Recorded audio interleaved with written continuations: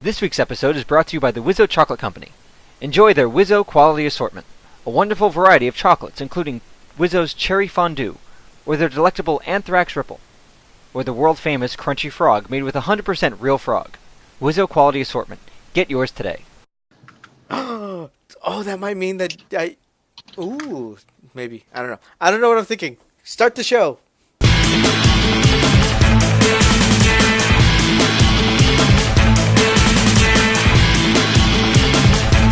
And welcome to the Geek vs. Geek Podcast. I'm Joe. I'm Dan. I'm Mel. I'm Ted. So, how's everybody doing this week? Everybody survived? I'm pretty good. It's already halfway over. Yay! Yeah. Everybody survived the 4th of July festivities? Yes, because I did not watch any fireworks. I was not part of the crazy train ride back home with it. I was watching Wonder Woman 1 month later than everybody else. Wonder Woman! Yes. Hey, you can't complain. It's still number 5 at the box office. It's good. Better late than never. So I heard it just passed Batman v Superman. Yes, it did. Domestically, it pulled in, it's over 345, I think, currently. 345 million. Domestic. Worldwide or No, domestic. domestically? Globally, it's still number 3 in terms of the DCEU bank numbers. Because, overseas, Batman v Superman did crazy money its first week. Yeah, just looking at the numbers, 354 million for domestic, making it the highest grossing for Warner Brothers for this series of films. But yeah, it's a good movie, so it should stick around. I think it's been out for 5-6 weeks now. 6 weeks. Yeah. So TJ, what'd you think of it? Yeah. Okay. So I was watching it with my girlfriend and a couple other friends. I liked it. I thought the first 90%, 80% of the movie was excellent. Like strong female character, not a foil. She had a very strong conviction. She had her own motivations to leave the island. And then it evolved into a Matrix Reloaded fight for the past 10 minutes. Yeah. Which took away some of the movie from me. But because I was forewarned by you guys, the sour, it wasn't as a sour kind of a turn for me. The other thing is, I guess since we all watched the movie, I'll go ahead and fucking spoil it. So, wait. Spoiler. You have 5 seconds to decompress. All right. 3, 2, go. Ares is a frumpy old British Jew with a cane. So that particular and spoiler. That particular revelation. You're supposed to say the spoiler warning before you actually give them the spoiler. Yeah, that's That's how it works. Hey, I'm new to this. Anyways, oh my god.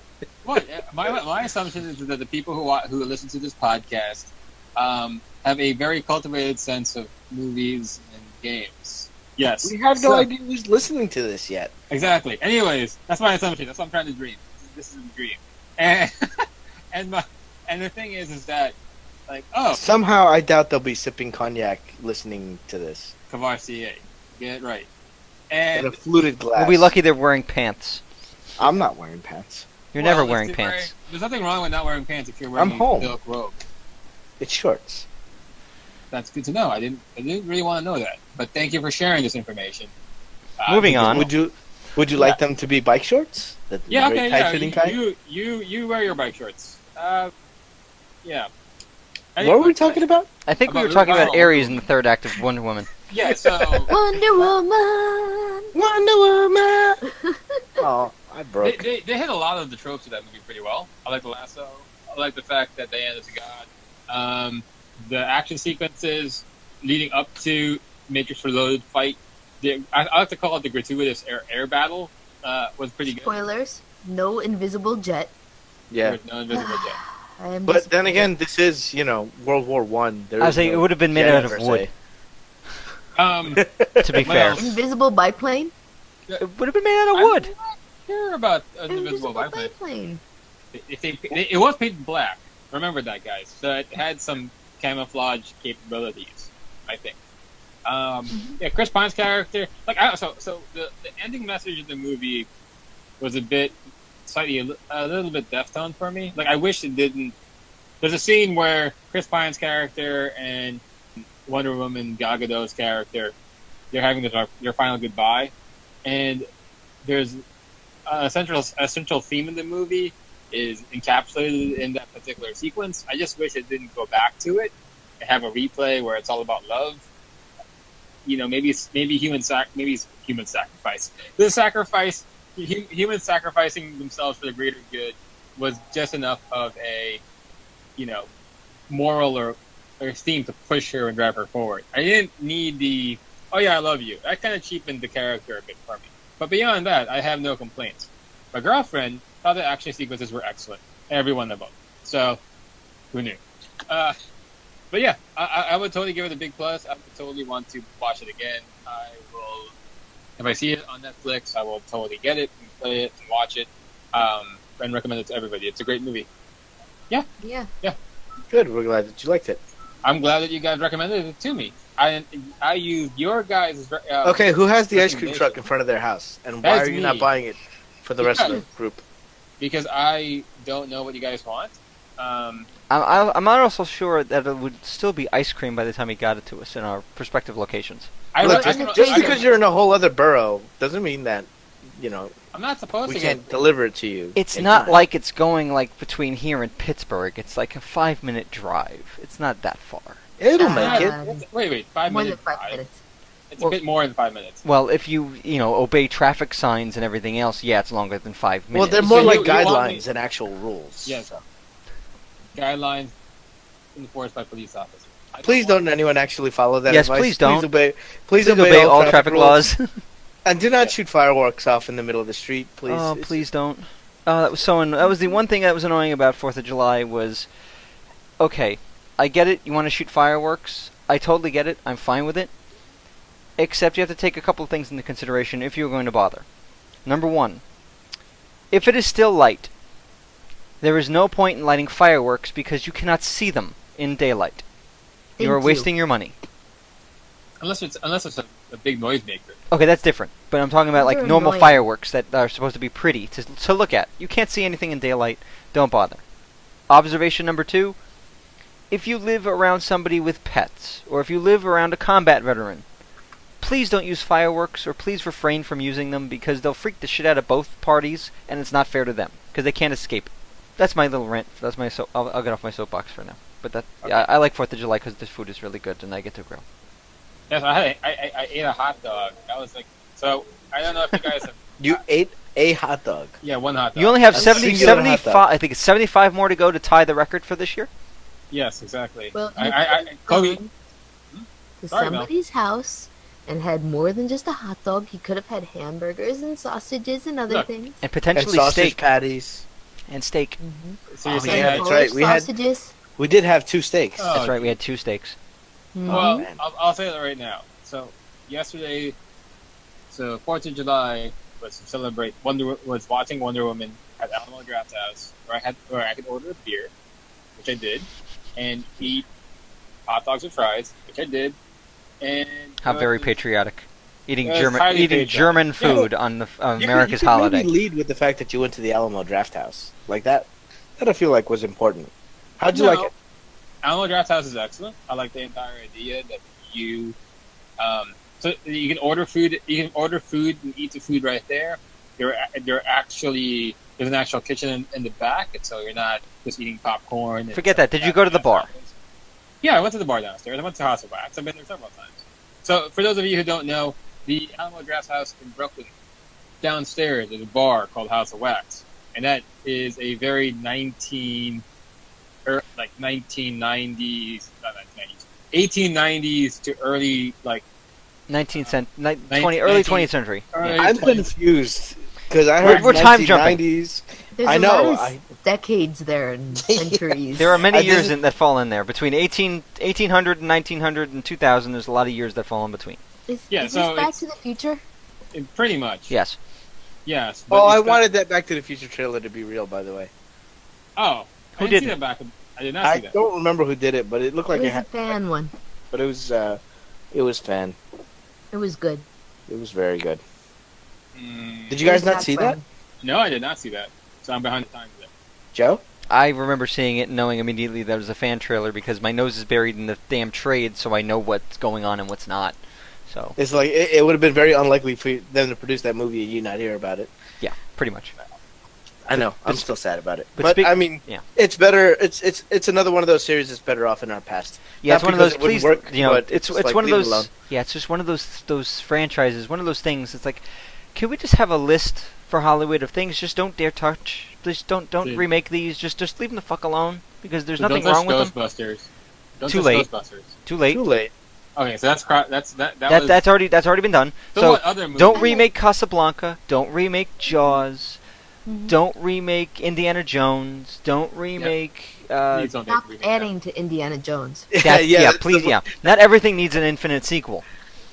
Some things are just better off left alone, you know. So, yeah. On the plus side, you know, we are getting Close Encounters in the theaters again Oh yeah, I did hear about that. for It's getting the 40th anniversary. I think at the beginning, first week of September, it's coming back for a week in See, select that I theaters. could dig. See, You know, as that's long as fun. you don't pull like an ET, we're gonna change the shotguns, kind of thing. Oh, to the shotguns to hand radios, yeah.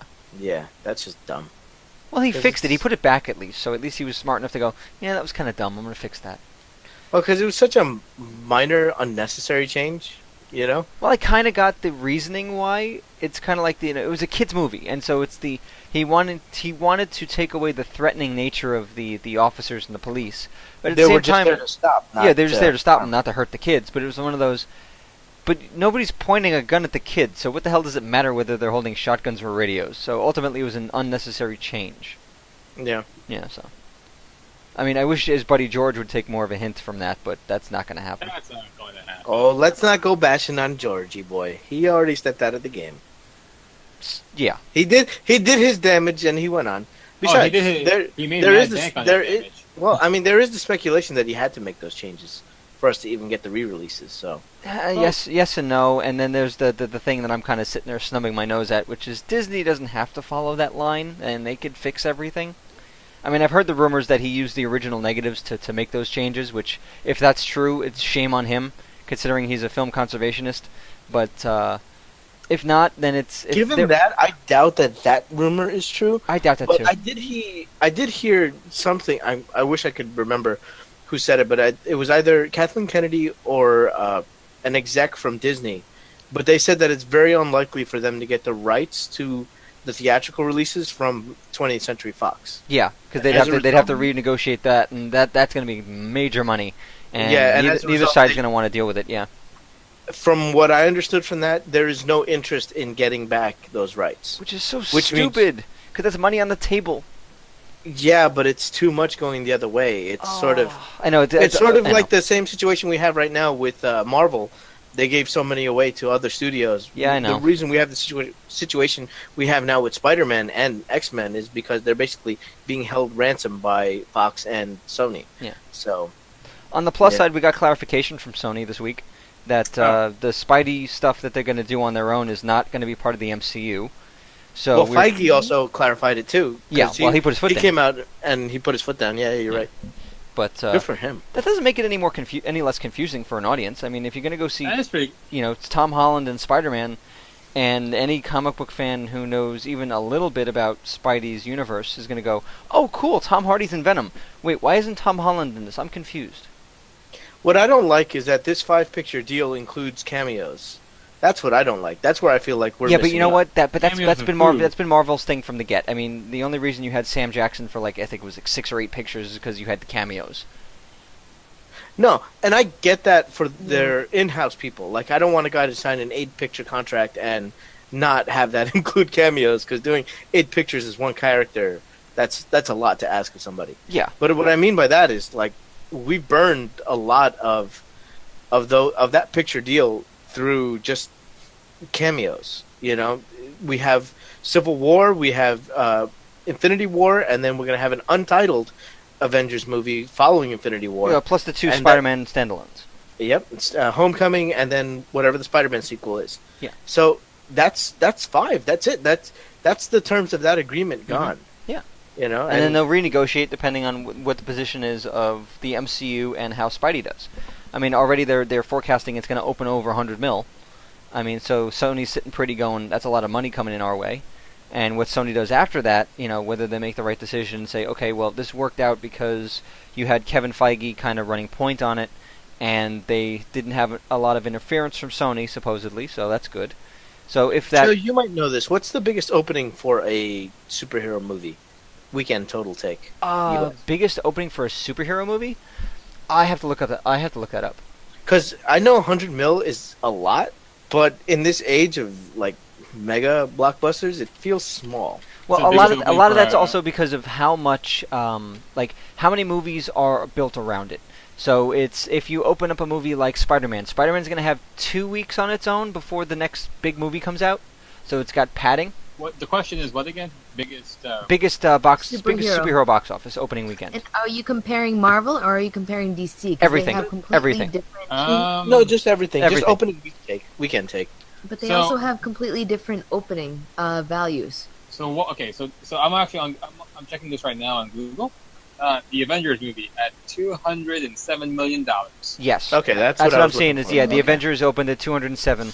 Now, whether that's global or if that's just domestic, I don't know. I think that sounds domestic. It looks like it's global. I'm not. There's no distinction in this. I'm checking out right now. Let me just double check. Let's see. I think that's the problem is that when you get this far out and you're looking at historical data, they'll lump everything in. But they really shouldn't. They should have that. No, opening weekend domestic was 207 million. So I there guess you go. that's why like you keep hearing those numbers reported, and it's like it's projected to do 100 million. It's like that's still a lot of money, but Oh yeah. it's easy to dismiss that as that doesn't sound like big money. You know what I Hey, mean? it's still big It's money. like- I mean, don't kid yourself. That's still a lot of Yeah. money to. No, I know, and I know that on one end, but it's like there's a part of my brain that's like I feel like this movie should be on track to do more, but you know. Well, if it opens to 100, 110, 120 at the very most, that would be amazing. But if you look at what's in theaters, it's going to be its competition. You're going to have Despicable Me 3, which Yeah. got I think 70 million this last weekend, and that's going to be in its second week. So that's Mhm. going to pull money away. You're going to have Baby Driver, which was a sleeper hit. It's probably going to pull a little bit from it on its second week. You still have Transformers running around out there. Hell, you still have Wonder Woman in 5th place, pulling in like $14-15 million over the weekend. Yeah, that's gonna have a long Yeah. tail. You know, That's and guaranteed to have a long and tail. Warner Brothers is not happy. You know, not keen to pull that out yet. They're going to sit there and keep pumping that sucker until there's money, Summer? dry. Yeah, but if you look at this coming weekend, so we're recording this on the 5th of July. So this coming weekend we have Spider-Man. The weekend after that we have War of the Planet of the Apes, That looks good. which looks Yeah. good. And the week after that we have the duo Valerian. of Valerian and Dunkirk.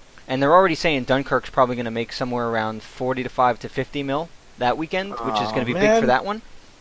I've got a bad feeling about Valerian. Valerian, I think, is going to be hamstrung by it's an obscure title. Exactly. That's and what it's I mean. in the middle, and it's in the middle of a very busy summer. It probably would have been better off as an October or November release, but I don't know. Man, And then the week after that, you have Atomic Blonde and the Emoji Movie, which, but you know, Yeah. there's an audience for that, so I guess so. You know.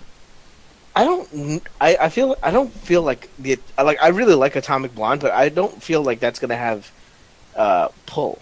Well, that's Not probably in that crowd. that's probably going to do like the 30 to 40 mil, which is So- fine for that kind of movie. Yeah. So I saw the trailer for Atomic Blonde, and I'm like, you remember the movie Salt with Angelina Jolie? Yes, but That's this what- looks like more fun than that. No, but Yeah, this looks like a lot of doesn't- fun. It doesn't seem like I'm not really interested in watching that movie after seeing it. It's You're John Wick with not? it's what? Really? Yeah, I'm not. Holy Not. shit, dude! Did you like Wow. John Wick? Yes. Then why aren't you going to Okay. see Atomic Blonde? Because Well, you all it know is what? is just a gender change on John Wick. Okay. Seriously, I did not get that impression from watching the movie. which trailer did you watch? Any of the Some trailers trailer. are great. Look, guys. Yeah, that's what I'm thinking. I I'll- couldn't think of a bad trailer for that movie. You know what? Maybe what I'm going to do is I'm going to wait just like. what Okay, I'm doing with yeah, you guys all right. To get your takes on it before watching the movie. How about that? Fair enough. Yeah. Okay, Yeah. then the big question is, are we seeing it at Alamo? Maybe you could see it now. I don't. Yeah. Again, I don't feel like these are worthy of Alamo yet. You know? Any of these? Wait. I just I- gave you a whole month worth of movies. None of these are Alamo worthy for you. No, not really. I mean, yeah, I don't. Even Valerian? What about I'm- Star Wars in December? Yes, maybe. Yes. Okay, now is that because it's Maybe? Star Wars, or is it because it's going to be in December? Again, because my first movie with Alamo was Revenge of the Sith, so I got a lot of affinity for that and doing a Star Wars there. Plus Star Wars, That's of true. course. Star Wars. But you said maybe for Star Wars. Because I would that kind of experience I'm more prone to because it's like I'm actually eating a full meal. And it's You don't kind have of a to order restaurant food. Well, of course I have to. You don't. Yes, I do. It would be rude not to order food. You could just order Lord. booze. It'd be like walking into the kitchen and spitting into the cook's eye. You know, That's a very rash acceleration I mean, you can't order liquor there, along with beer, so you don't have to just order food. You can enjoy the movie with a nice whiskey. But for me, it's watching like a classic movie there. You know what I mean? Would probably be more fitting of that kind of environment. That's for me, true though. because I kind of agree with that. With Alamo, it's kind of like the love of cinema. So yeah, so not necessarily a new release, but give me like an old classic that something I love already that I kind of already am familiar with. Yeah, I'd kind of like want to sit back and. So if they had Jaws, if they played Oh Jaws fuck on- yes, absolutely. Okay. All right, this is How about Bill and Ted? Maybe. Maybe. I would say maybe to that. I kind of like that movie, but it's one of those like I'm not sure if I'd see it in the theater. And like You I know kind of what? enjoy If they seeing it bring- with friends, if they but bring in, if they bring in Keanu for a Q&A at the end of that. But see, that's what I'm saying. Those kind of experiences, like even like if a new movie that I would probably go see there would probably be Baby Driver from stuff Okay. I've heard, and Yeah. the fact that there was like they've had Q&As with that movie before. That would be that kind of event I'd love to go to at the Draft House. But just popping in to go see a movie like it was your local Alpine Yeah. cinema, it seems like not the best use of that venue. I mean, From- saying that, for me, I may, and this is a big may, I may go see Dunkirk at Alamo because they're going to be releasing. Well, that's the 70. They're going to the put 70. it 70 millimeter. Yeah, I'm like, ooh, that might get me there. It's like, that might be cool because I know they did Hateful Eight as it 70 Hateful millimeter, Eight, and I yes. just missed Yeah. out on that, and I'm like, shit, you know what? They're not going to do these that often anymore because it's hard to come by the machines now since everything went digital. So, I mean, they're already spent. They spent $6 to $7 million a machine for I think it was 400, 500 screens that they did Hateful Eight, Mm-hmm. and so and they had to retrain all the staff at the theaters. Like, yeah, you don't just hit play on the hard drive. It's like you actually have to deal with reels of film here, And that can fail. and that can fail. But that's kind of sometimes- part of the experience Sometimes you have to drag the entire reel out into the hall to get it to get it unspool. unspool. Yeah. Or like in my case, like go to a showing of Hero up at a theater up in upstate New York and have the sound quality be absolute garbage because somebody didn't load the reel in properly. Oh, you want to talk about weird places to go see a movie? Mel and I went out to Block Island, and that's when we saw, what is it, the Dark Knight, I think it was, the Yes. second movie Yeah, Dark Knight. with the Joker. And, yeah, we saw that in a barn. That's interesting. Yeah, it was in a barn with Was a it- stage. The pre-roll show was a woman on a piano, playing the piano with a bubble machine next to her. Was she bearded? No. Oh. No. But it did have a carnivalesque vibe, but... But I think she's also people who work there are also live on the island, and they have like 3 jobs. Oh, so it's like you own the diner during the morning, for breakfast, and then at night you own the donut shop, and then you also have a part in the local theater. Yes. More than likely, she was the projectionist as well. That makes sense. Because it was And also sometimes one of if the you look at police. stage- oh yeah, probably that too. That's kind of quaint. I kind of like that. Work on the ferry. Yeah, it's a little small. It's one of those small communities that when they do the census on the island, they have everyone meet at one bar, and whoever's at that bar at that time That's who's there. That's is who's there. counted on the. That's the census for the island. That's the official census. All right, we're taking attendance. Who's here? Bob, Phil, Stacy, Karen. Okay, we're all here. Raise your hand. Okay, 1, 2, 3. Good. We're Yell done. out to the random guy across on the street, like, "Yo, you here? Yeah, okay, good." Yeah, they count the Right 3 now, guys. I live on the island. Yeah, exactly. 3 guys from Schenectady and 4 from Brooklyn, And 2 from Boston. but they still count. The Red Sox Yankee thing is brutal there. Yeah, anytime you Block go Island? north of Westchester, it starts getting iffy. Yeah, there's supposedly a giant Patriots rivalry there if you're into football. So That's also yeah. here too.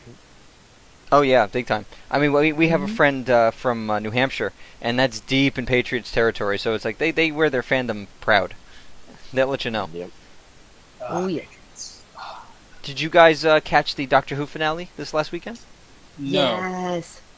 no, I am not a Doctor Who fan. I was like, you're not a Whovian, so I'm not a Who fan. I'm gonna step in the background for this. You don't count. It's okay. I came in and out for it enough to come in, ask a question because I didn't understand what was going on, and then I went back to, I think, playing a video game. That's because because that's how you watch I most share your things. attitude, though. yeah, but Yeah. usually I do that in the room. For some reason, this time I stayed in the other room. So you So- side watched. That's what I. So I have. No, I usually side watch from like Yeah. I'm at the computer and I can see the TV. This time I was at a whole other room, so I didn't you- see any of it. Ah, okay. Because normally in my apartment, if I'm doing something and my girlfriend's watching TV, and somehow I'm interested in it, but I don't want to officially say I'm interested in it, I'll glance. I don't mind. I'll glance to the side of it.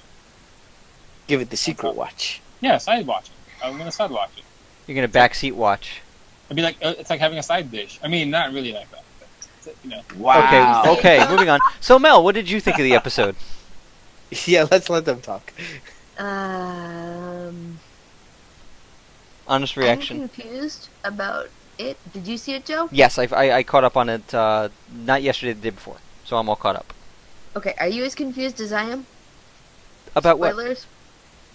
Spoilers for anybody who hasn't watched the Doctor Who thing, so you could pause it here and then come back. But no, I wasn't I'm confused. as to how he stopped his regeneration. I don't think he's officially stopped it. I think he's just putting it off briefly. I think you're probably right. Yeah, because it's just going to bleed over into the Christmas episode, so they can do the switch. Mm-hmm. I think this is not the first time he's done that, though. I have a feeling he's done that before. No, because Tennant kind of I done. remember that. Yeah, because Tennant kind Well, of he did the same did. thing where he kind of split himself. But he transferred the energy into his hand, so that's a bit different than this. In this, he's doing a full regeneration, and he's just basically stopped it. He's stalling. He's just stalling because it Yeah. keeps coming back. So it builds and he puts it out and he builds and he puts it out. So it's gonna happen. It's just one of those things where he's just being stubborn. Yeah, I think you're right. But isn't this the end of the season? It's the end of this. This is the official end of the season, but we still have the Christmas episode, which kind of starts the new season and ends another. Is kind of how the Christmas episode works. Usually, Oh, I'm okay, still that's what I was paranoid confused about. From Yeah. that Christmas episode with the face huggers. Oh, wow. I'm still paranoid because at the end there was that the orange on the windowsill, which was basically that you're still dreaming. oh, there's that whole thing. Yeah, it's Yeah, just I'm more of a still tease than paranoid an about actual that. thing. I know it was a tease, but I'm still paranoid. I Don't mess that with me. I admit I cried a bit at the end with the I wasn't With expecting Bill? with Bill. Yeah, I wasn't expecting the other girl to come back. Oh, that was so sweet. I Yeah. was cheering at the TV. Yeah, I was a mess between that and then when he very quickly said I don't want to go and like recounting all the other regenerations.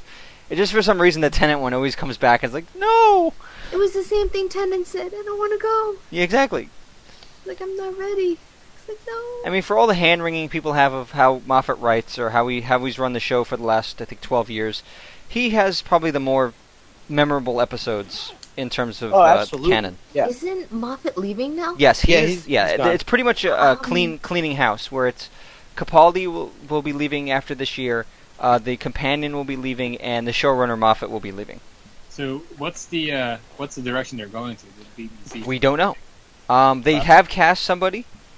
Russell T Davies staying on? I Or is he no. gone too? I think he's been gone, but they did a nice little nod to Davies with the floor number 507. Apparently, was the first episode he wrote. Yeah. I think it was fifth season, seventh episode. I think was a Davies episode or something like that. So it was like a nice little nod.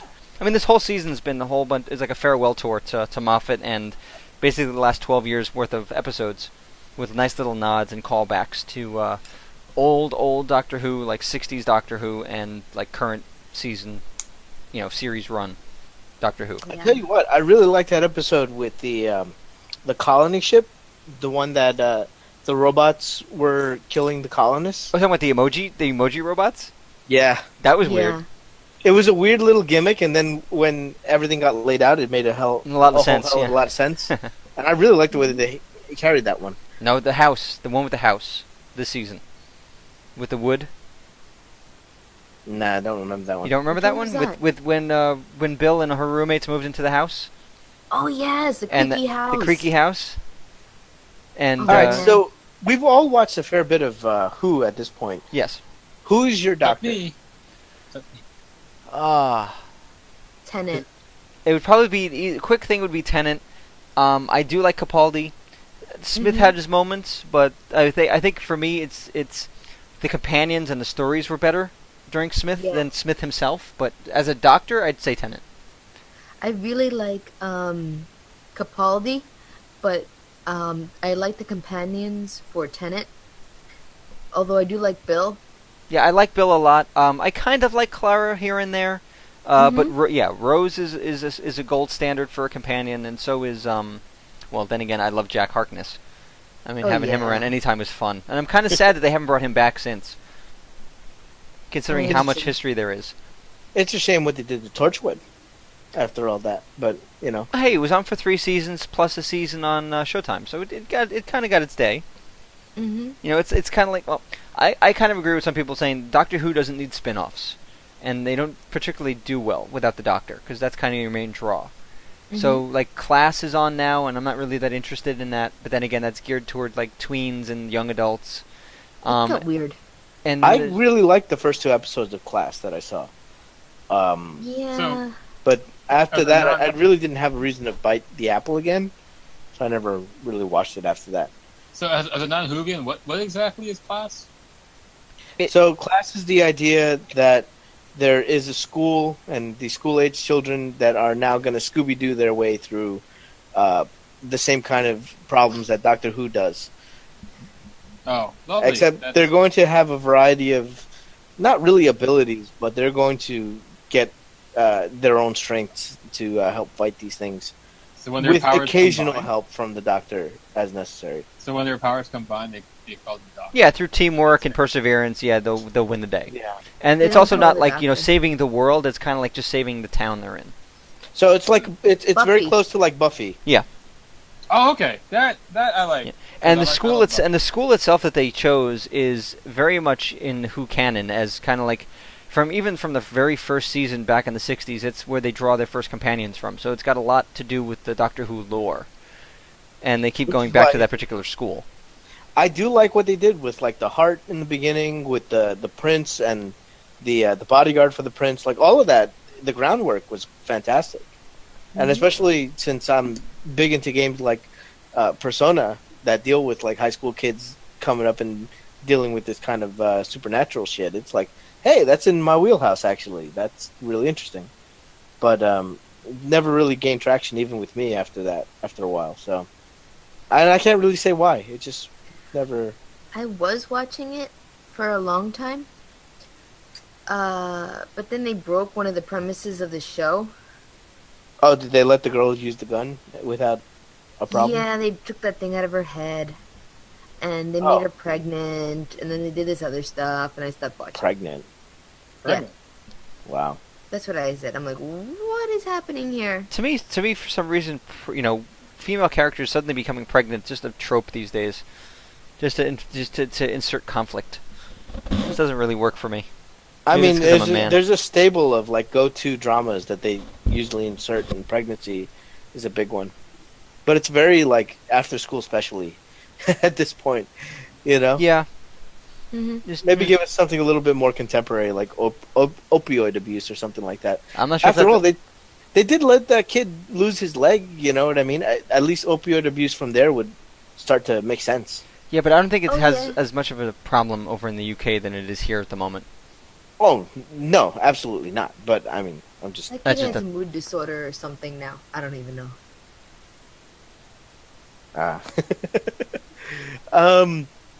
So yeah, I like Matt Smith. He is my favorite Doctor. He was also like really the first one I started watching. So No, I started from. I remember watching Torchwood when it came on, and liking that show. And I think a few years later, I introduced Torchwood to my girlfriend, and she caught up on that, and then all of a sudden she started watching Doctor Who. And I remember hearing the theme song, like, what the hell is that? And like she was like binge watching it in the early days of Netflix. And I'm like, what the hell is this stuff? She's like, oh, you got to sit down and watch this. I'm like, okay. So I sit down, and she shows me the first episode, literally the first episode of the new series with Eccleston. I'm like, Oh, Eccleston. okay, I can get behind this, and this is kind of slow, and I can follow along. And by the time we got to Dalek, I'm like, okay, I'm fucking in. So I've been watching from there on, and then like all through Tenet. Eccleston felt like he was your motorcycle riding doctor. Like he was really cavalier, but not in a way that was like, yeah, don't just trust me. He's just, I don't know. He felt more like an asshole. You know what? It's kind of like a little bit of life imitating art, considering like the behind the scenes stuff. Apparently, is he kind of jettisoned from the he helped get from what I understand and from what I've read, he helped get the Doctor Who revival off the ground, and in the midst of shooting that series, like halfway through, he decided he was done with it. So they were planning on 2 seasons with Eccleston, and then moving on to Tennant, because they had already kind of interviewed him, and he kind of got second place to Eccleston. And then all of a sudden they had to scramble and go, oh shit, he's going to be leaving. So they very quickly got everything together, and that's how you go from Eccleston to Tennant. Tennant was already on their shortlist because he had just interviewed for the job that year, and in the midst of shooting the first season, Eccleston's like, yeah, I only want to do a few episodes and now I'm out. And kind of left them in the lurch, and Tennant's like, I'm free. I can do this. And then you have him as one of the longest running doctors, because he was excited to do it, to the point where they literally had to pry it from him, the I don't want to go, at his leaving. It was it was kind of time for him to leave anyway, but I kind of get it, like he's as a Doctor Who fan himself, and growing up and marrying one of the Doctor's kids is fucking meta. You know what it is? You know what I didn't like about Tennant? He was far too competent. He was like the smart guy in the room that everybody ignored, and if they had just listened to him, everything would be all right. But that's the Doctor in general. Well, yes, but I mean, with Smith, it's just there's just so much goop and just so much like there's no way this guy could possibly know what's going on, and it was a lot more seat of the pants kind of. Yeah, I never thought of Matt Smith's Doctor as being threatening. I was always like, oh, he's going to bumble his way through this and kind of somehow make it out of his own doing. Whereas Capaldi's... And it was adorable, and I loved that. I don't know, that spoke to me a lot more than like the competence of David Tennant. But don't get me wrong, Tennant was amazing. Oh, yeah. He was still really good. Kind of mirror some of the earlier Doctors, the second and the third Doctor, with how non-threatening they are. Yeah. How competent they are. Like, Tennant was more similar to I guess it would be the fourth Doctor, with how much he knows what's going on, you listen to him. Combination of the fourth, and I think it's I would say the second Doctor, but the 11th Doctor is more similar to the one with the flute. Is that the third? I think that's the third. Yeah, I think it's the third Doctor. The flute, where no one takes seriously. He's just sitting there playing like a recorder or a flute, and everyone just ignores him. Which one is the one with like the zany ties and stuff? I think that's the you mean the one with the scarf? Isn't that the fourth Doctor? No, not the scarf. No, the tie with like the question marks on it. The one where they went. Maybe we were a little too on the nose with Doctor Who, with his wardrobe, like way back in the '60s. Let me just dig into my '60s memory here. Yeah, considering none of us were even cells then. It's okay. Google will remember it for us. So. Right? Is that the one with the hat? No, the hat is the fourth Doctor with the scarf. No. That's not. He doesn't wear a hat. I can tell you which one has the fez. I remember that. That's the one with the suspenders and the hat. And the question mark. Well, he has suspenders and a fez. And a bow tie. That's the 7th Doctor, isn't it? That's Matt Smith. Matt Smith's not 7. But he's got suspenders and a bow tie. But he's not the 7th. He's the 11th.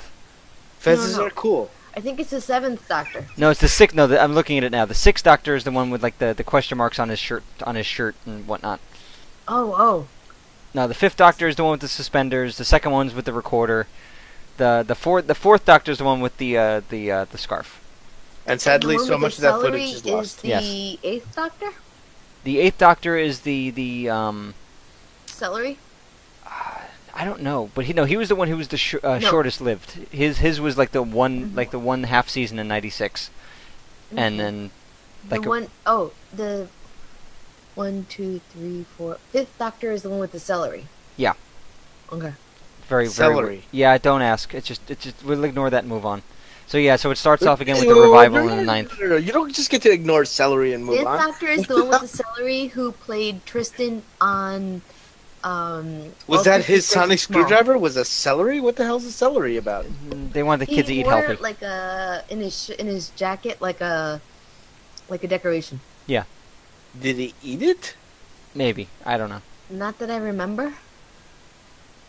So he just put it like a flower in his jacket pocket. Yeah. As you do. With celery. It's pretty. Don't judge. But it's better than a carnation. At least you can do something with it. That's true. At least it's food in emergencies. I suppose it is a snack on the go. And, hey, get yourself some peanut butter and you got a party. You could shank somebody with it if you really had to. Excuse me? Is that what you do with your vegetables? When you're in prison. Apparently. When you're in prison, yeah. Oh my gosh. Don't make me file down the celery. File down a piece of celery into a shiv. Please, can you demonstrate that to us? Or describe it to us? Pokey. Pokey. Yeah, but it's and got now to be you some. know why the knives in our house are not sharp. Is that why all the knives are dull in your house? Is just you're worried about cutting yourself? Is that it? I'm not worried about cutting No. myself. I am worried about the knives, but I'm not worried about being cut by myself. You know, I thought you were going to say you're not worried about being cut by your celery. Not that either. Oh boy. Doctor? Doctor Who? Doctor Who? No, but it was to wrap up that little nugget away from celery. Or Celery knives. Yeah. nuggets? What? This week's episode is brought to you by Doctor Who's Celery Nuggets. Good for self-defense and snacks. That's good. That can be sold with lettuce knuckles. That sounds like something that comes out of Rocket rather than something that... Celery Nuggets. nuggets. Celery What are you feeding that's him? a euphemism for something else, in my opinion. Oh god. Yeah. It's just been a slow weekend and just to decompress and just let everything go. Not in Animal Crossing. Do you know how demanding those people are? Oh, they're incessant. This is why I don't play Animal Crossing, because I don't need video games yelling at me about a job I didn't do yet. That's what Tamagotchis are for. That's why I send them threatening recipes. And how long did Tamagotchis last for, George? Did mine or do they actually? No, they're yours. It's like, the moment it started getting annoying for me, I promptly threw it away. So... Okay, so yours lasted a day. 2 days. Give them credit. 2 days, guys. No, I had mine a few months, and then I think the batteries died, and then I'd forgotten about it, and the batteries blew up. So you killed it through neglect. Eventually, yes. Double neglect. But Because then he forgot to take the battery out. yeah. But no, I think the lifespan of a Tamagotchi, I think, is 24 days, and then it resets. Is it? I think don't so. know. I think I don't know actually. I think I played with mine for like 2.5 weeks and then got bored of it. Couple of days till my Giga Monkey pooped itself to death. Ooh, Oh yeah, that's right. terrible way to Yours go. did poop itself to death. That's right. I did not poop myself to death. Yeah, you know what I mean. Excuse me? Not yet. I said, you know what I mean. All right. In other news, yeah, I can't. My brain just farted. I couldn't. That's what that sound was. Segway failure. Do they still make Segways? Because didn't Yes, the they founder like go off a cliff on a Segway accident? No, What? I think that's an No. urban myth. No, I think he did. He's the Segway inventor is totally dead. His But I wife don't- pushed him. Yeah, but Say- he's got proper balance. So how? I don't understand. Segway You just get inventor. off the Segway before it went off the cliff. He's not dead. It's Dean Kamen. He's alive. Okay, he bought the Segway company less than a year ago. Died after riding one of the scooters off a cliff and into a river. Oh man. Why wouldn't you just get off the Segway? Like Segway Turbo. company owner rides scooter off cliff and dies. He was I an shouldn't be owner. laughing at this. This is a terrible death. He was not the but- inventor. This was 2010. Again, he was an owner of the company. He wasn't the inventor. But you would think that the owner of a said company that actually makes the things that he owns the company, that he should have had some due diligence into what a Segway was and could do, and how to operate one. It looks like he was riding it off-road in a very secluded area, and it may or may not have been suicide. Well, he was near his Yorkshire estate, so...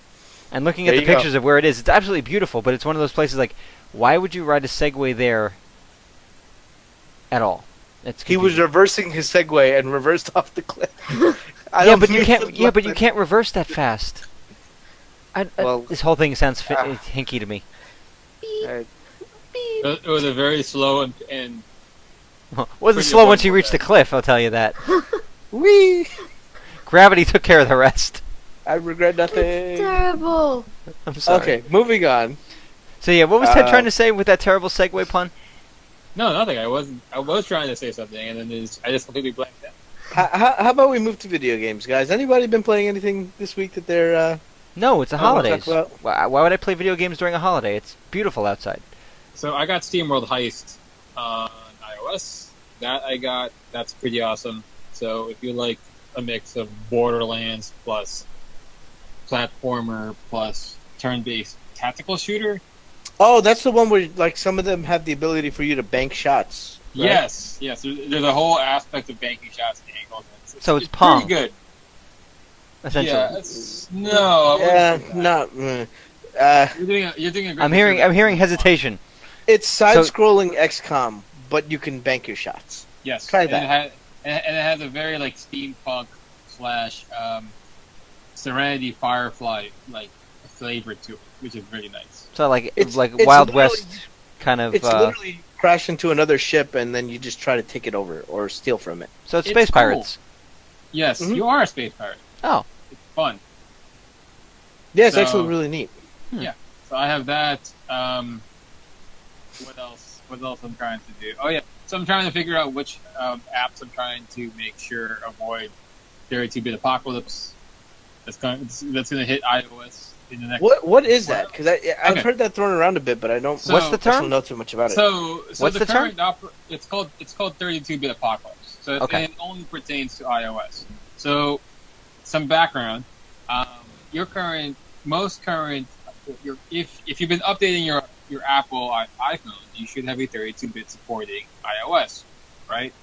But they're updating it to 64-bit iOS and version, and part of that means that the apps that are on the App Store have to match, have to upgrade themselves to 64-bit or update themselves.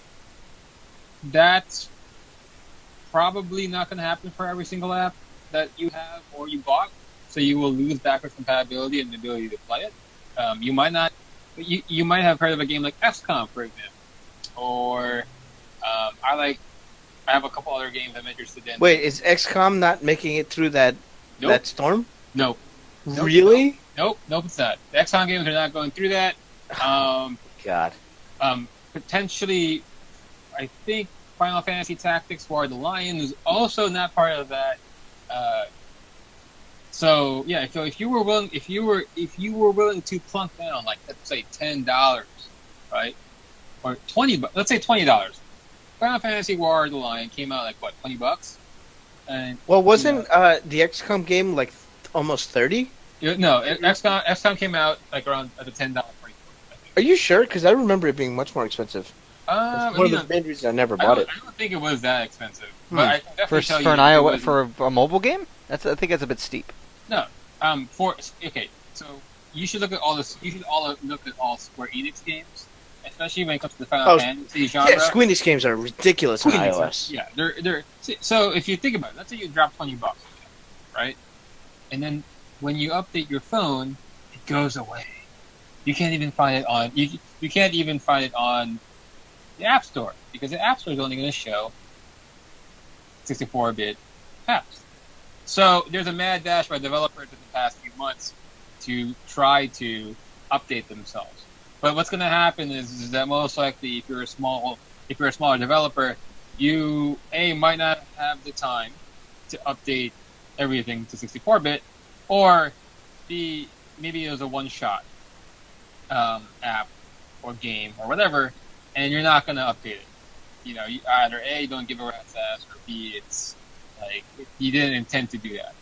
So, or B, there's no support, or whatever company that you're part of is not willing to give the resources to do that. So there will be games that will vanish. Like the recent app, the recent iOS update, which is I think 10.3. If you go through a couple of menus, you'll be able to find a list of what games will not be supported potentially. And there's no real good way to find out which games are going to be updated, which games are not updated. Apple could obviously make this better by, I don't know, having a search function or tags, but they're not doing that. So your ass is in the wind when iOS 11 comes in, and then all of a sudden certain games that you enjoyed might not be there. And you might not even find them. So that's the shitty-ass part of it. Now, not being part of the iOS family, of not having any, being strictly Android for mobile and PC for everything else. Correct me if I'm wrong, but this will also affect iPads, correct? Yes, this affects Yeah, the whole infrastructure. Ecosystem is The entire homogeneous. infrastructure. Yeah. There are certain platforms that do rotate out, but it takes usually forever. I mean, the iPad 2 is still part of that ecosystem, despite literally being the second generation of iPads. But this is not a hardware thing. This is a software deal. And Well, I mean, the original iPad was rotated out due to hardware issues, but they've managed to keep everything else in because they keep the way that they code everything in line. But yeah, Ted's right in the sense that this whole thing that's happening is basically they want to make a push towards 64-bit apps to take advantage of the multiple cores that are in the various chips that Apple puts into their systems. Especially because I think one of the major criticisms that keeps getting thrown their way is that when you look at the processors that go into the Android systems, they have been multi-core for a very long time, and that seems to get a lot more press and notice than Apple's multi-core chips, which have been multi-core for a while, but because they've allowed 32 apps to exist for such a long time, there was no way of knowing whether the new app that you got is going to actually be enhanced by something like the latest sets of chips from Apple. So this way it gets a little more direct. You're going to definitely get performance boosts out of it, I'm assuming, because now it's 64. It's actually going to benefit from that enhanced threading. But yeah, that's the take on the hardware side. The take on the financial app store side is that it's a way of cleaning house, right? So, like the Chinese App Store has had thousands of apps pretty much disappear. So that means Apple might be actively scrubbing various app stores throughout the world. I mean, it depends on how they do this. If they're just removing it from purchase, that might not be terrible. I think that's what they're doing. If they're removing it from even purchase lists, that's pretty bad. I mean, I was looking at it now. When the original XCOM Enemy Within was released on the Apple Store, it was a $20 game, which was really expensive for a mobile app. That's expensive for a mobile game, yeah. Yeah, even though it's a full featured game, and yeah. I don't think it came out that far after Enemy Unknown came out on the consoles and PC. So, it's a bargain for the game, but as a mobile version, yeah, it's expensive. But if you bought that, and several years down the line, they make this switch, and now it's no longer available altogether, or even worse, now it loads with a warning, hey, this game is no longer supported by your OS. Yeah, you might not even play it. So that's $20 that's down the drain. That's digital rot. And that's even worse than what we experience in the collecting field. The digital rot that we experience are like bad drives, stuff that refuses to load, rot on the board from capacitors that leak out. But those are like physical problems that can be fixed. This is a strictly software stop to something that you've legitimately purchased. and So I'm not. that's kind of bad, you know. Yeah, I would say it's not kind of bad. I think it's pretty bad. I'm No, not I sure said if that's- that's kind of bad. That's what I said. But yeah, no, it's. I mean, it's also a nightmare when you think about it from like a preservation standpoint. There are already a handful of games that I remember playing early in the days of iOS that simply just don't exist anymore. And it's not just a matter of like, oh, you know, I bought it then and I don't have it. It's just like every reference of it has been scrubbed, which, you know, those games may not have been the greatest, but they took advantage of stuff like the accelerometer and random generation and things like that. So for them to just be gone, it's like, you know, imagine if Nintendo really did scrub all, you know, notice of its older systems except for what they sell you again in the Mini or the SNES Mini. Yeah, I was going to ask about that because you're That would big be into really bad. you're big into retro game collecting, and looking at how we've grown up. You know, we're all in our early 30s, and considering how we're pretty much the console generation. We grew up with, you know, the NES and so on. What do you think of like modern gaming has basically become a you give us cash now, and by the time we want to present you with the next thing, we're no longer going to support the old thing that you may want to go back to eventually. Like, you can go back and pick up regular Mario Brothers and throw it in an NES. As long as the NES works, you can play it. So you have the experience of going back to that thing that you used to play. Nowadays, with modern console games, whether or not there's backwards compatibility, you may not have that access to playing those old games unless you have the original system. And with digital release, where you're not even buying the game physically, you're just downloading it, you're kind of at the mercy of, will they support this? If I have to go from Windows 10 to whatever the next one is, will that next operating system support that old game? And the answer so far is no, unless a developer steps in and saves it and re-releases it. Or a modder does. Or a modder does. I mean, you know, from my point of view, as a consumer of modern games, I absolutely adore the move to digital. I think Sony's doing it right. I think Microsoft is doing it right. Nintendo's still doing a piss poor job about it, but at least they have an e-store to speak of. And of course, Steam has been, you know, far and wide the benchmark standard for how you do digital distribution on PC. That being said, though, yeah, that ability for them to go ahead and say what we put on the disc or what we give you as a physical copy is not going to be the final version of the game, or in the end is not going to be the game that you play. That's kind of worrisome to me going forward, because you didn't really have that at all with cartridge-based games. Once they printed the cartridge, that's it. It's done. It went to the manufacturer. They're not printing a version 1.2 with updated graphics and sound and glitch fixes. They did that when they were going across regions. Mm-hmm. So Japan might have gotten 1.0 for, say, Castlevania 64, and the US may have gotten 1.2, and Europe got 1.3, for example, and those had different fixes and changes. But that was the rare exceptions. Those weren't the rules, and you could even see it when they released RPGs all the way up to the PS2 era. You got different mixes of an RPG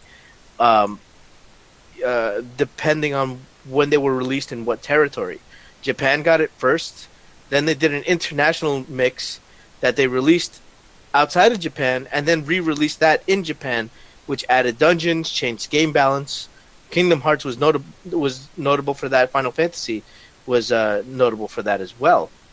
But I don't know. Like, there's a lot of problems happening right now with rot in general of the older technologies, and it's not going to be as easy as we move through the generations to keep collecting physical media, even for just archival purposes. So what I don't like is if the company gets too aggressive with and they're not going to really handle their back catalog very well.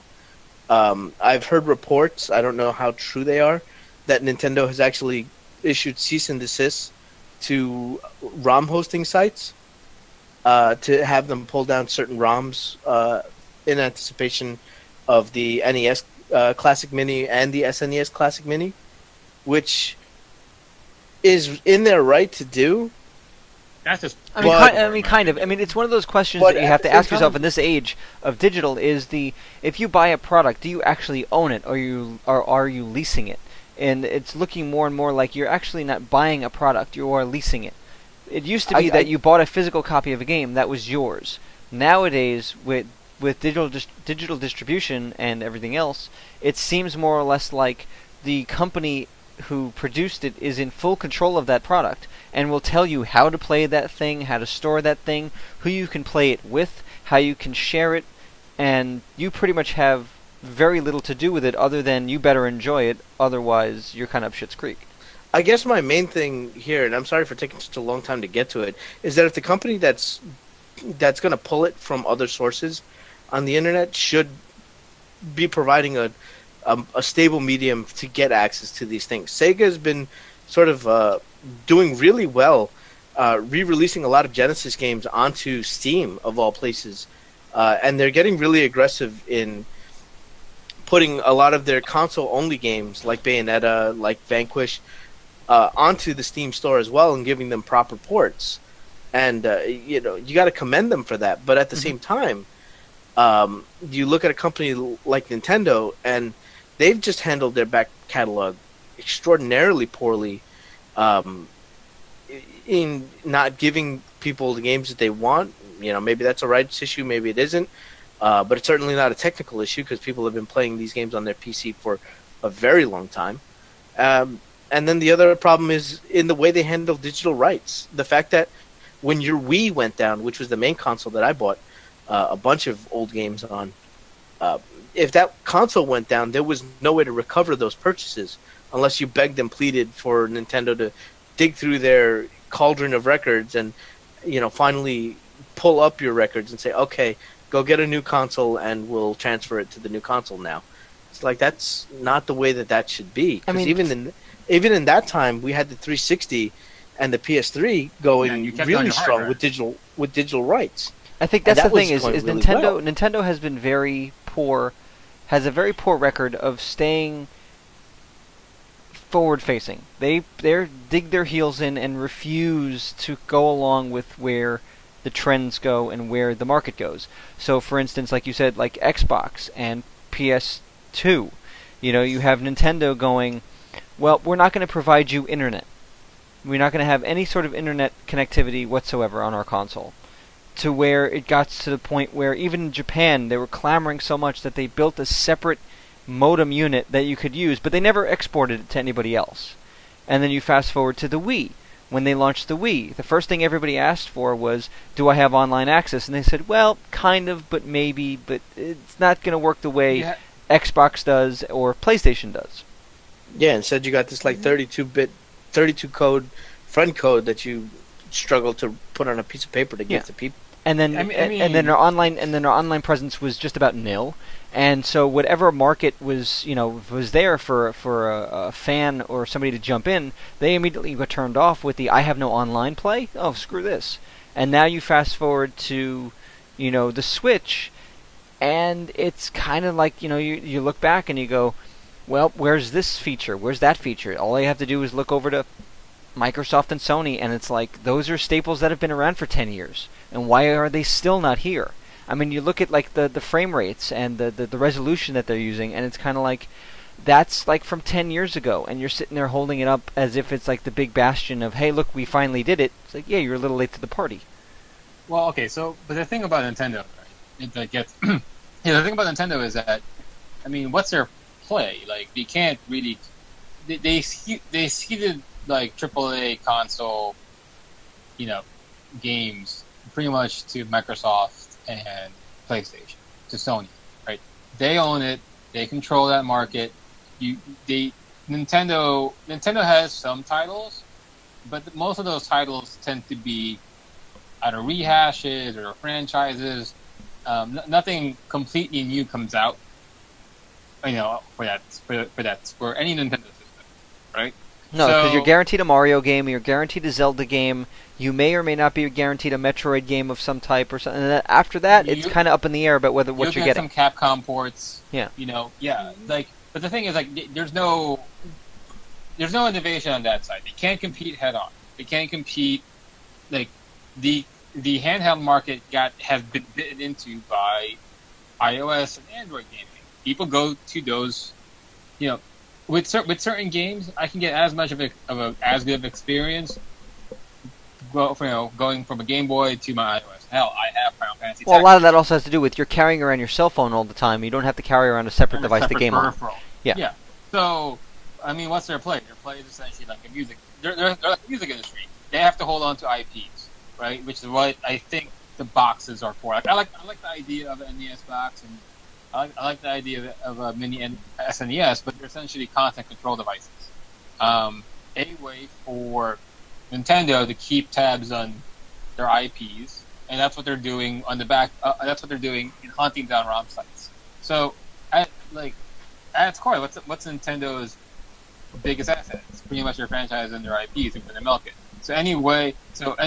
And that's all they have right now. The Switch is kind of meh. The Wii was awesome, but at a certain point, a novelty factor, the Wii got in the way of it. And I had a Wii. Did you say the Switch is meh? I think it's meh. I kind of agree with Ted. It's if you get past the form factor, there's really not much there. It has problems in terms of there are just some ideas that needed just one more pass to me to get it to be a full-fledged thing that you'd actually like the Wii.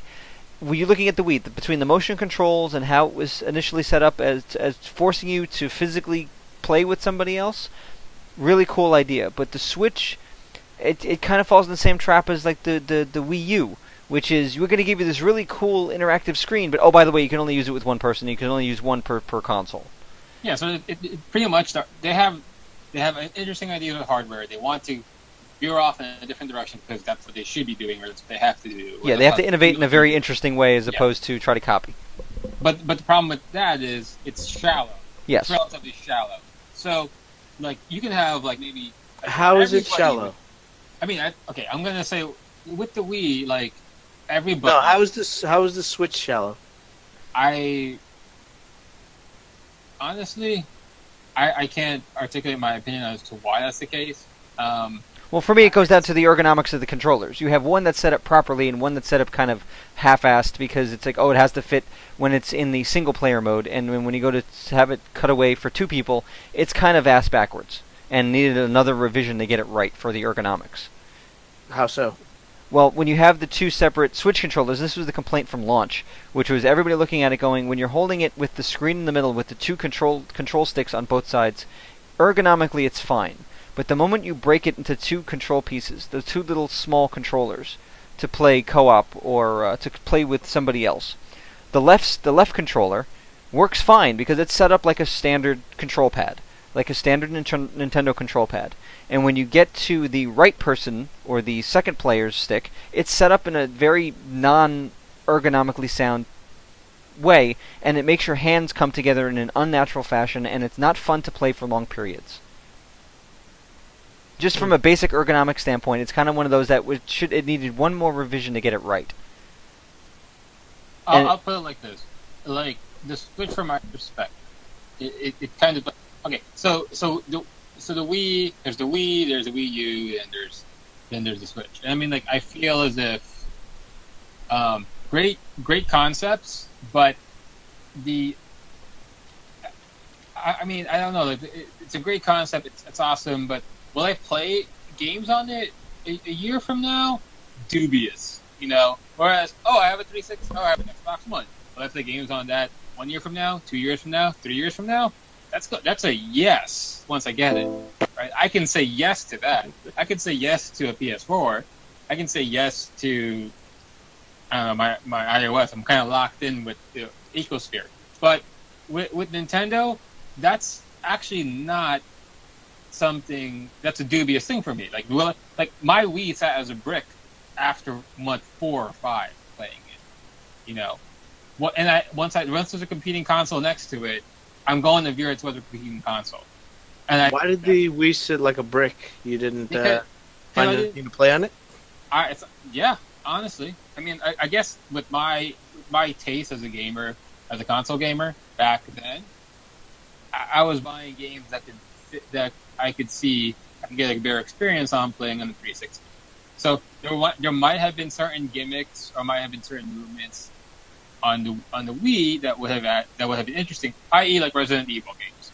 But it added an extra dimension, but was it as appreciable, was it as interesting of a dimension that I wanted to keep on getting another game for the Wii? No. In of itself, no. So, I mean, that's how I view consoles. Like, I want to be able to, do I want to play on this console year after year after year after year? If the answer is no, then I'm not going to be as interested. And I get that. I have that perspective for Nintendo. But now, I mean, they haven't produced something that makes me like say, "Wow." I mean, other than like something that is that's weirdly idiosyncratic to what they're doing.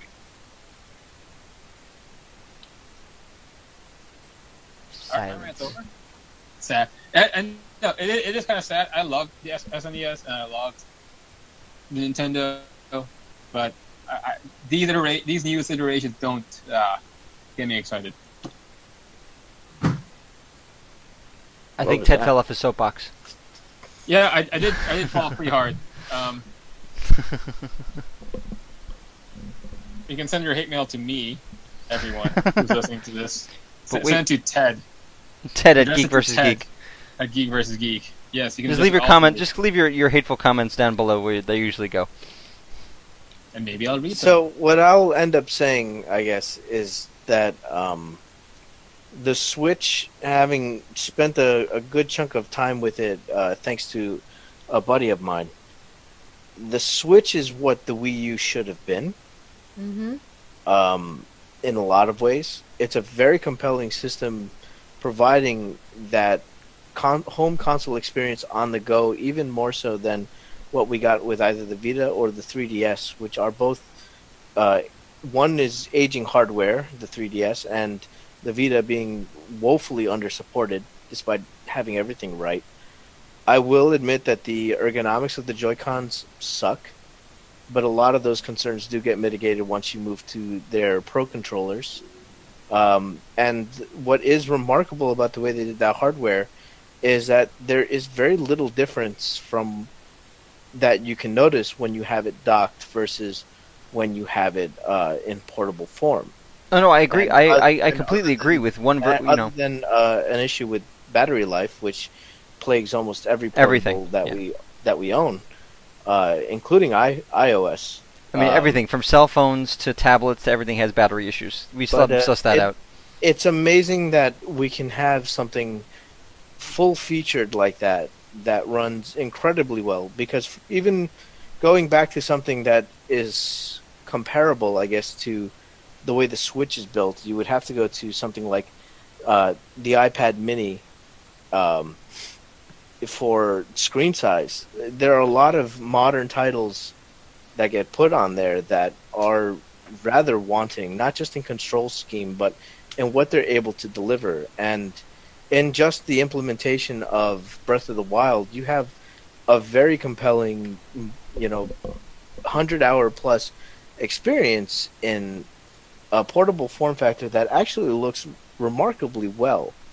And so there's very little that's actually lacking here, but it will sort of live and die with third-party support. However, given the fact that Ubisoft is starting to support it pretty well, and we are getting Monster Hunter on there, I really see good things for the prospect of that console. More so than the Wii U, which they literally just dropped out to die. Yeah, they abandoned that really fast. I mean, that's kind of the shame of Nintendo, too, is they launch very well. The last three iterations between the Wii launched very weak, but got very good in the middle, and then got abandoned. The Wii U kind of just got launched and then dropped off a cliff. And the Switch launch was great with Zelda, but it had a very long gap between titles, which, launching a new portable console, it's kind of like you want at least 2, maybe 3, solid games to launch with, to give people something to gnaw on, especially before the holidays. They haven't had a problem with that. They've had a problem with supply, and they've sold through it every time. I wonder how much of that's on purpose. I think because they did the same thing with the NES Mini. I think they're purposefully keeping stock low. Well, they're doing that again with the SNES, because while Walmart will get, another 50,000 units of that Atari flashback unit that nobody really, well, you buy one and that's it. They're only making but so many of these SNES and NES minis as limited products. It doesn't make a whole lot of sense. They're trying to build up their cache. That the Switch is difficult to manufacture, I'll give them that. Because it is basically a tablet that they're manufacturing. But that they didn't have that capability to manufacture this stuff is kind of weird, because I don't understand if you're a company like, say, Foxconn, and Nintendo's coming to you, hey, manufacture my console, that you won't give them space in your fabrication to. But it's not that to make that order. So that's the case that Nintendo's making. They're basically saying we don't have the resources to manufacture it in the numbers that the market wants, which is weird, because they should, especially since Nintendo has never been one to sell a console at a loss. Microsoft does, and Sony does. has. Yeah. But Nintendo has always said, no, we are not selling this at a loss. Well, Nintendo is incentivized too, because that's their primary business. Like Sony and Microsoft can pull from other divisions. That's true. I mean, the original Xbox was known as a loss leader because its job was primarily to get people to be interested in Microsoft as a brand that was for gaming. Well, it was to support DirectX. And yes, that too. And that too. But hence the name, the Xbox. But Nintendo, they don't have the quote unquote luxury of finding another revenue stream to dump money into their games division. Like, they have to. Nintendo is the games division, right? And I think maybe the Wii U's botched released, and the lack of support from the start is something that could scare off manufacturers to say, hey, I don't know if this is something that I'm interested in doing now. Well, here's an idea. The thing about the Wii U, though, is it's the same problem that happened with the Wii. It's not necessarily that it has a lack of hardware or a lack of support. It's that it has a central gimmick that nobody really knows what to do with. But that's the point. I mean, if it's when Nintendo does it, they show you, okay, this is what we were looking, this is what we meant, this is what you can do, but not many developers can sort of follow suit with that. I'm not talking about developers. I'm talking about manufacturers, right? If it's developers, hardware lives and dies based on the developers that support it. But you could manufacture the best hardware, or at least the best sounding hardware at the time, and completely fall flat on its face. I'm looking at you, Ouya. That was a great idea, and then it had nothing supporting it, and then died. But manufacturers still have to have their supply chain set up. They still need to tool up properly. They still need to get all that stuff taken care of months and months ahead of time. And that's if they see the Wii U fall flat on its face, and people, factories retooled, hired people, got the supply chain set up, and that fucking failed. Well, then I can understand trepidation for the Switch, right? Because if that's, they saw something fall flat on its face, it would be a bit harder for a manufacturer. If I was a manufacturer, to be, all right, I'll open my doors for you as opposed to someone else. Yeah, to go with the argument, from before, which is, if Nintendo doesn't have the kind of revenue stream as Microsoft and Sony, they kind of already do with that back catalog. If the market's clamoring still for that kind of, I want to relive my childhood, and they don't have access to an original NES, Nintendo has the perfect thing. It's their old IPs. You already have the boards. You already have the architecture for re-releasing all of those things. You could keep pumping out those NES Minis and SNES Minis and N64 Minis to basically help fund your future projects, and you can make them risky, knowing that you still have that old catalog to fall back on. But sadly, Nintendo doesn't look at their back catalog in that way, to look at it as a revenue stream. Instead, they're looking at it somehow as, well, that was the past, and we're going to leave it in the past because either we're embarrassed by it or we just don't know what to do with it. Unless they're trying to keep the value in that back catalog as an investment. I think Mel's right. I think Mel's right there. Like, part of it, I think part of the reason why these minis show up is because it's supposed to bring Nintendo's cachet higher. It's supposed to make Nintendo something as a. It could be just. It might have been an awesome marketing gimmick. Hey, Nintendo's coming out with something new. People in Nintendo's back in everybody's mind, and then they come out with a new product later on, like in March. So, I mean, I'm just speculating there, but that does have a logical sense. I'm sorry? They may have more planned for the future, but they don't want to flood the market to keep the value of the games high. That could very well be. They could also be using it as a stopgap, yeah. Mm-hmm. They just have very, very weird business practices historically. That may be a cultural difference. Moo. Moo.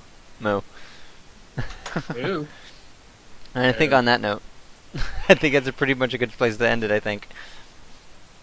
So, for Geek vs. Geek podcast, I hope you've all enjoyed this last hour, and hopefully you'll tune in next week when we discuss something a little bit more in depth than, what we've been doing this last weekend and going off and foaming at Nintendo for reasons. Nintendo! That we don't pass out. understand. I don't have the wherewithal or the want to defend Nintendo at this point, so. Let's, you don't worry. You don't have to sit there and stand at the gate. Defending Nintendo. I think they have people that do that. I kind of gave you guys a no, stop, don't kind of defense because I just didn't have it in me to really gird up for this fight. That's okay. We're just still recovering from the fourth, so it's forgivable. Although I do want to rejoin that fight with Ted about roguelite, and proper definitions of genre. But I think we'll do that. I think we'll do that off air. Come back to that. Yeah. I'll do that in the coming weeks. I'll sneak attack him with that one. Just go at the knees. He offends me with his improper definitions of How roguelite. dare you, sir? How dare you besmirch the good name of roguelite? All right, the gloves are and out. Rogue, no less. All right. Mind you, I don't care about Rogue, so I could care less. This is gonna be perfect then. All right. And on that note, for Geek vs. Geek, I'm Joe. I'm Dan. I'm Mel. I'm Ted. All right, so we'll check you guys out next week. Check us out on YouTube. Leave a comment down below. Please be nice, and yeah, we'll see you guys next week. Bye. Bye. Bye.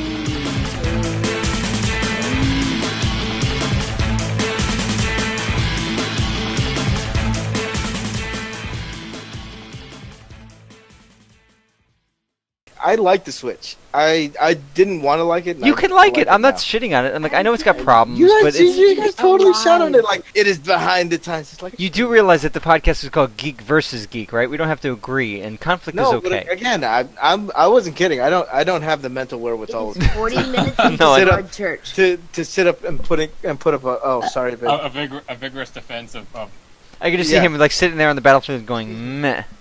yeah, exactly. No, That's moo. what movie is that from? Willy Wonka. That's exactly what I feel like. No, stop, don't, no. Like when he's trying to tell the children not to do that. Yeah. That's what I felt like in the end. I'm like, I'm just gonna let them go. I get it when it's a handheld. I totally get it. That's fine. But the moment you break it in two parts, if you're that right player, the joystick fucking sucks. Well, the Joy-Cons suck in general. Yeah. You're better off. And the Like fact I that said, you have just- to and the fact that you have to shell out more money for the pro model is really fucking stupid. Hold on. Well, hold on. what kills me is the price of the. What the fuck? Why do I wake up now? Like I was literally falling asleep. Like this is, like I was starting to get upset at the end. I'm like, this is not good content. Now I'm finally starting to wake up to actually. Like it sucks. Like, And that's when we fucking stop recording. And Mel is just mad because she missed Broadchurch now. Oh, Sorry. I'm so sorry. Wait. Which is this? Is there a third season for Broadchurch? Yes, Yes. episode 2 is almost over. Oh my god. Oh wow. Okay, shit. I didn't realize. Me and Darcy It is not on demand. You have to go on the flippin' website, like HBO Go, but for BBC, and watch Yeah. it there. You cannot watch it fucking on demand because BBC sucks my dick.